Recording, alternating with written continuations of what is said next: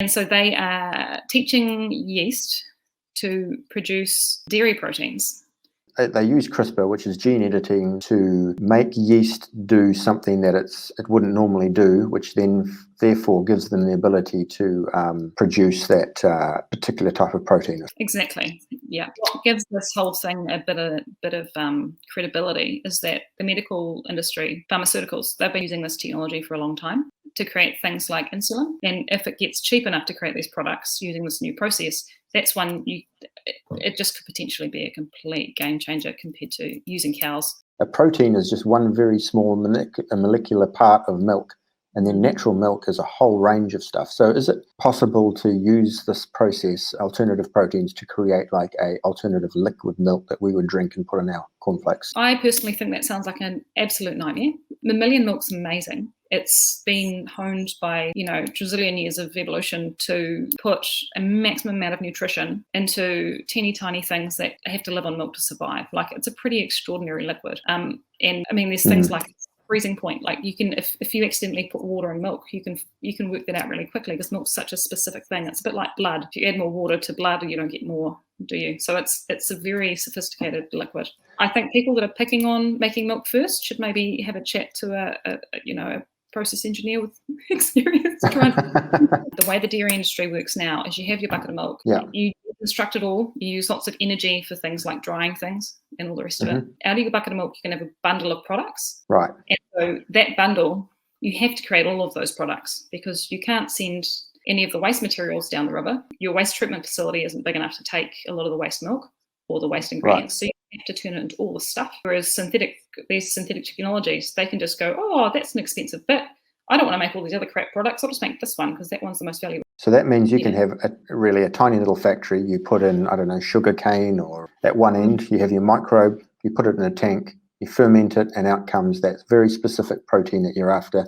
And then you don't have to worry about all those other byproducts that you need to find a market for. So my understanding of where things are at the moment is that from a commercial perspective, if we can replace this expensive dairy ingredient with something that'll do the same job, it's a cheaper ingredient for the same outcome for the customer, who's probably not going to notice or care, and cash for my pocket. So it's kind of the same reason why a lot of the pastries you'll buy might have margarine in them, not butter, because margarine's cheaper.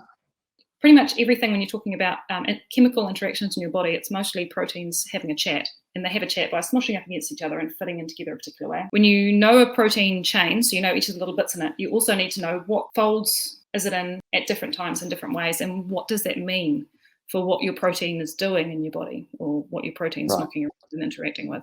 And so that protein folding is going to be a huge part of the synthetic biology, and it's one of the more difficult parts of science. Like, they really struggle to work out why proteins act in a certain way, because they can't work. Yeah, because it's almost like two parts. One, you need your yeast to literally produce the little chain of beads, and then you need that little chain of beads to be slowly forming itself into that little folding, the correct folding formation, and then you have what you want. So you might have a chain of beads that goes into the wrong folding, and then it's not actually going to do the thing you want it to do. It might not be soluble. It might taste like crap. It might not be able to digest it the way it could. Like, who knows? Like, I certainly don't. But you've got to have your chain of beads right and your fold right, and then you're away. What they were saying about AlphaFold is that by using Google's DeepMind computer, they've now they've trained an AI that can now predict the way in which a protein will fold ahead of time. So that will allow scientists to develop the GMO organisms, I suppose, ahead of time without, I suppose, all the trial and error. And I get the feeling, well, the people who were talking about it, he just said we're about to see a exponential explosion in the way we use alternative proteins. It's hard for these synthetic proteins to actually replace liquid milk. And I just know the taste difference between, Meadowfresh or Anchor, which has been standardized and homogenized, and milk straight from the cow. It's just so different that I think for a synthetic product to actually match that is going to be really hard. And I agree.